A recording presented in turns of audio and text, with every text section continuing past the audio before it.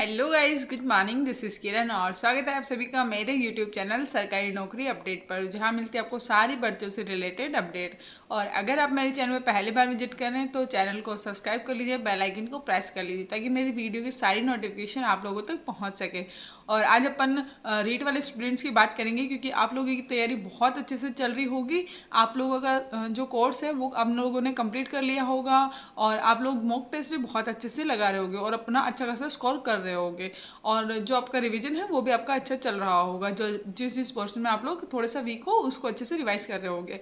तो देखो, जब अपना सिलेबस कवर हो जाता है और एग्जाम जब पास आता है और अपन रिवीजन स्टार्ट करते हैं तो अपने को ऐसा लगता है कि अपन सारा नहीं पढ़कर कुछ सेलेक्टेड टॉपिक पढ़ लें जिनसे अपना मतलब अच्छा खासा जो सिलेबस है वो कवर हो जाए और उनसे उन टॉपिक से अपने को एग्जाम में क्वेश्चन देखने को मिले। तो आज मैं भी आपके साथ साइकोलॉजी के कुछ ऐसे ही क्वेश्चन या फिर ऐसे ही टॉपिक्स को डिस्कस करने वाली हूँ जो आपके एग्जाम में अच्छा खासा आपको बेनिफिट दिला सके या फिर आप अच्छा खासा उन टॉपिक्स को पढ़कर एग्जाम में स्कोर कर सकते हो।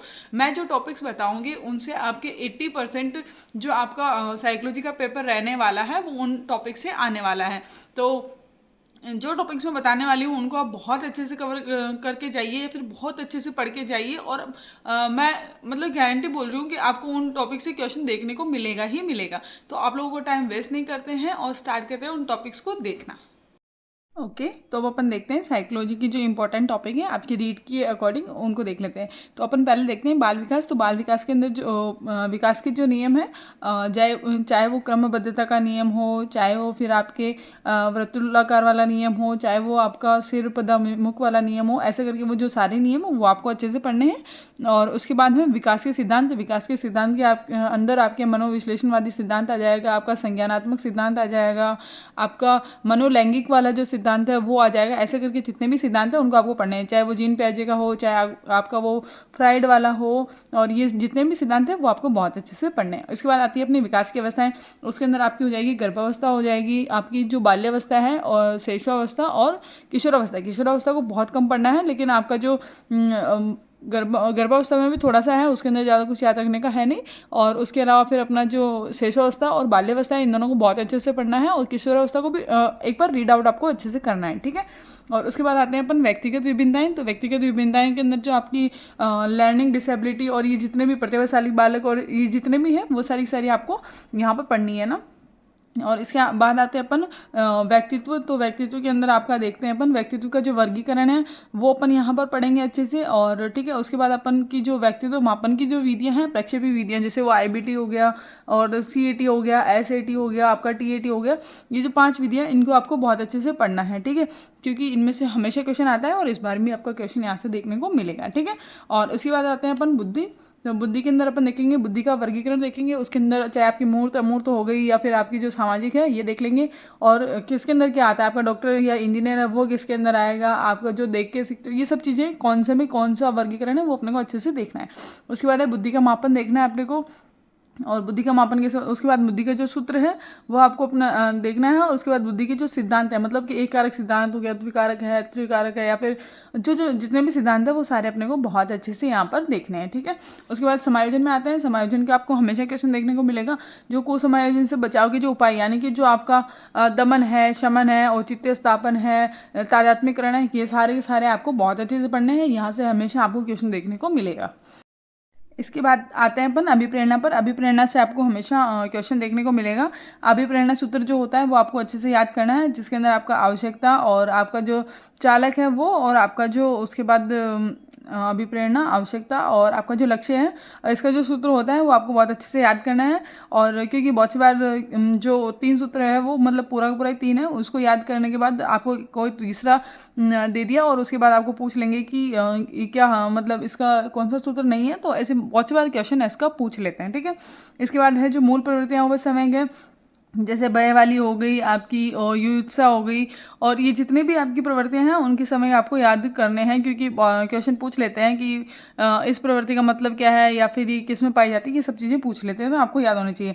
फिर उसके बाद 2 सिद्धांत है, एक तो अधिगम का पद सोपान के सिद्धांत, और ये जो आपका है किसने दिया था आपको वो पूरा पढ़ लेना है। और इसकी जो वो 7 सोपान है नियम क्रम बता वो पूरा पूरा आपको अच्छे से पढ़ना है, ठीक है। उसके बाद आपका है आवश्यकता अनुक्रम का सिद्धांत, ये किसने दिया था, अब्राहम मास्लो वाला, ये पूरा आपको अच्छे से पढ़ना है, ठीक है। उसके बाद चिंतन है। चिंतन बहुत छोटा टॉपिक है, लेकिन चिंतन से आपको हमेशा क्वेश्चन देखने को मिलेगा, चाहे वो आपका आगमनात्मक चिंतन हो, आलोचनात्मक हो, या फिर आपका निगमनात्मक चिंतन यानी कि अभिसारी चिंतन या अपसारी चिंतन हो, इसमें से हमेशा आपको क्वेश्चन देखने को मिलेगा, ठीक है। उसके बाद है आपका अधिगम। अधिगम है तो अधिगम के आपको क्षेत्र पढ़ने हैं।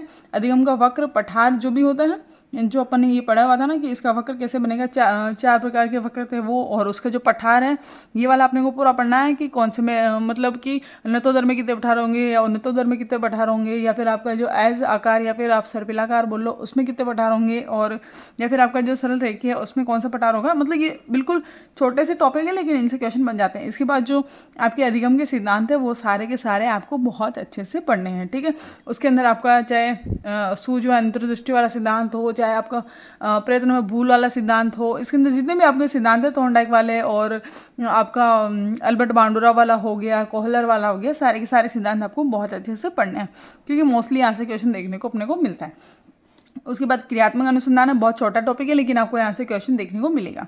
उसके बाद आते हैं अपन NAP 2020 पे, नया टॉपिक ऐड ऑन हुआ है, यहाँ से आपको 2 क्वेश्चन तो आपको आराम से देखने को मिलेंगे ही मिलेंगे, ठीक है। उसके बाद RTE 2005 है, इससे आपको हमेशा क्वेश्चन देखने को मिलता है और इस बार भी देखने को मिलेगा। उसके बाद ये जो नया टॉपिक ऐड हुआ बाल कल्याणकारी योजनाएं, इससे आपको 1 और या फिर मैक्सिमम 2 क्वेश्चन आपको यहाँ पर देखने को मिलेंगे।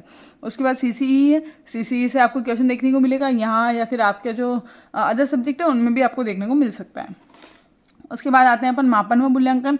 मापन व मूल्यांकन का क्वेश्चन है जो आपका लैंग्वेज या फिर जो आपका सब्जेक्ट है वहाँ पर भी क्वेश्चन देखने को मिलता है, और आपका जो साइकोलॉजी है उसके अंदर भी आपको क्वेश्चन हमेशा ही देखने को मिलता है। उसके बाद है उपलब्धि परीक्षण, यहाँ से भी आपको अच्छा खासा क्वेश्चन है जो देखने को मिलता है। तो ये तो हो गया अपना साइकोलॉजी। और साइकोलॉजी के अंदर आप जब इन सारे टॉपिक्स को पढ़ते हो तो इसके साथ साथ जो आपका जो सब्जेक्ट या फिर लैंग्वेज है वहाँ पर भी आपको बहुत सारा पोर्शन कवर हो जाता है। जो पेडागोजी वाला पोर्शन है वहाँ पर आपको बहुत इसमें से फ़ायदा मिलने वाला है।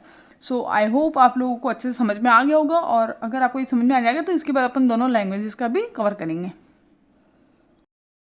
इन टॉपिक्स के अलावा आपका जो ये NEP 2020 है, और इसके मैंने जो इम्पोर्टेंट क्वेश्चंस और जो इसका PDF है वो मैंने टेलीग्राम चैनल पे अपलोड कर दिया है। अगर आप लोगों को देखना है तो वहाँ जाकर आप ये NEP 2020 के जो इम्पोर्टेंट क्वेश्चंस हैं वो आप वहाँ पर देख सकते हो। सो आई होप आप सभी लोगों के लिए ये वाली वीडियो हेल्पफुल रही होगी। आपको टॉपिक समझ में आ गए होंगे कि आपको कौन कौन से टॉपिक पढ़ने हैं और उसके अंदर कितना कितना आपको पढ़ना है। अगर आप ये वाले टॉपिक भी कवर करोगे तो आपके अच्छा खासा स्कोर होने वाला है एग्जाम में, और आपको इन टॉपिक से बहुत सारे क्वेश्चन देखने को मिलेंगे। अगर ये वाली वीडियो आपके लिए हेल्पफुल रही है तो अपने दोस्तों के साथ भी शेयर कीजिएगा और लाइक कीजिएगा वीडियो को, और चैनल को सब्सक्राइब कीजिएगा। और thank you so much guys, आपने अपना कीमती समय दिया उसके लिए। और इसके अलावा अगर आपका कोई भी डाउट है तो आप मुझसे कमेंट बॉक्स में पूछ सकते हैं। So thank you so much guys.